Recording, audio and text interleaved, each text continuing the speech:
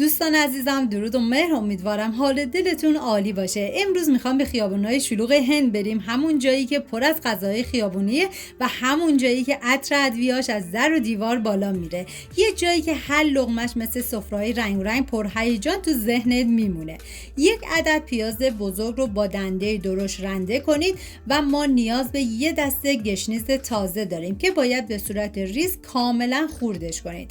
به هیچ عنوان برای این کباب کاکوری از سبزی خوش استفاده نکنید. سبزی تازه عطر و طعمشو فوق‌العاده خوشمزه میکنه.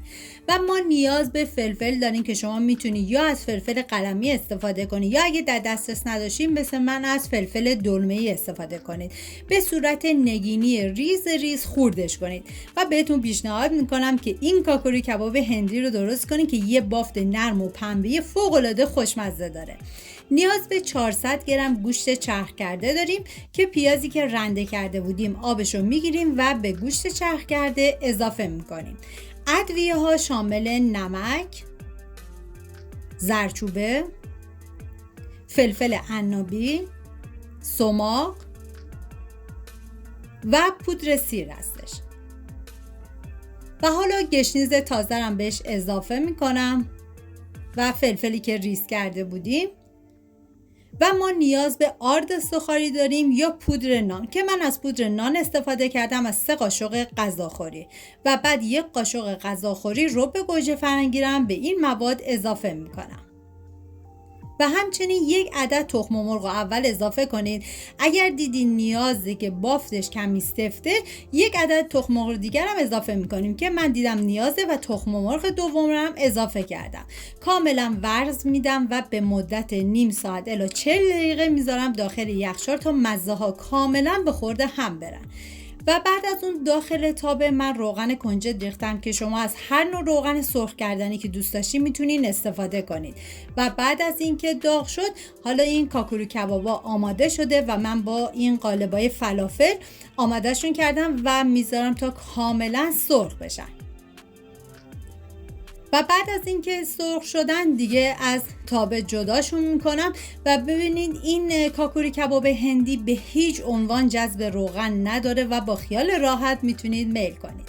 و حالا من این کاکوری کبابا رو از روغن جدا میکنم. و ما نیاز به گوجه فرنگی داریم که من از گوجه فرنگی گیلاسی استفاده کردم. ببینید شما میتونید هم گوجه فرنگی رو سرخ کنید یا میتونید کبابی بکنید. این دیگه کاملا سلیقه‌ایه. یه هم میزنم و میذارم یه تفت مختصری بخورم و بعد از اون از روغن جدا میکنم.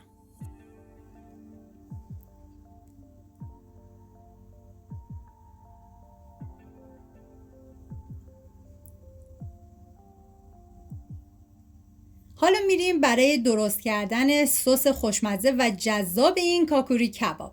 ما نیاز به یه دسته ریحون تازه داریم که من کاملا خوردش میکنم.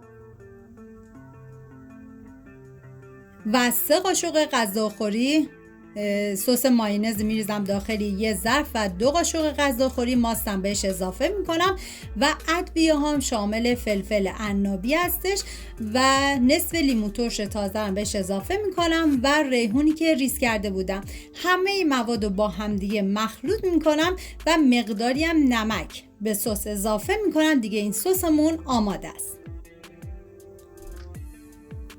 امیدوارم از این آموزش لذت برده باشین. اگه این رسیپی براتون مفید بود حتما لایک کنید، سابسکرایب یادتون نره چون کلی دستور خوشمزه دیگه تو راهه. ممنون از اینکه تا آخر ویدیو همراه من بودین. تا یه خوشمزه دیگر، بدرود.